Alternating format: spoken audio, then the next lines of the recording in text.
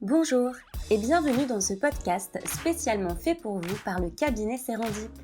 Vous savez, le cabinet qui recrute par approche directe dans le secteur de la santé.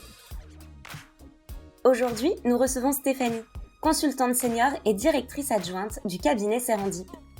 Elle continue de nous livrer les secrets d'un bon chasseur de tête. Découvrez les points clés de la méthode CBI qui permet d'évaluer les candidats en toute objectivité. Bonjour, je suis ravie de vous retrouver aujourd'hui pour vous parler de l'entretien d'évaluation mené par le consultant et plus particulièrement de la méthodologie utilisée par notre équipe.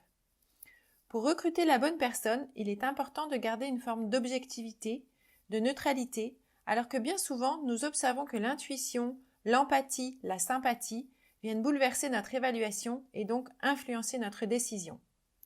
Pour déjouer ces pièges, il existe une méthode fiable, efficace et véloce, le CBI, Competence Based Interview, qui permet d'évaluer chacune des compétences clés attendues sur un poste de façon ciblée et en toute objectivité.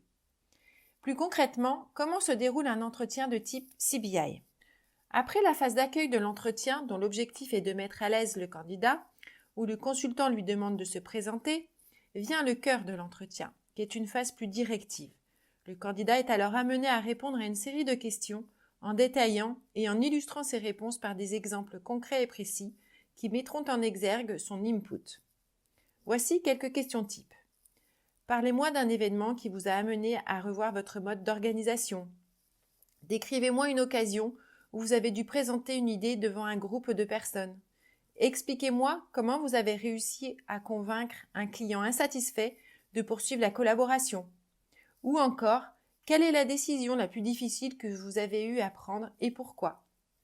Cette méthode permet donc d'évaluer des compétences multiples et plus précisément des compétences de type individuel, managérial, analytique, commercial, d'évaluer la motivation.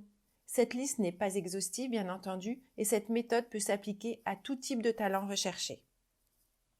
Pour conclure, cette série de questions vient à cibler les compétences recherchées en vue d'assurer la meilleure adéquation entre un profil et un poste, car une fois de plus, l'objectif n'est pas de placer un candidat à un poste qui ne lui conviendrait pas, mais au contraire, garantir à ce dernier et à l'entreprise qui recrute bien sûr, le meilleur talent à la meilleure place afin de lui permettre de mobiliser tout son champ de compétences.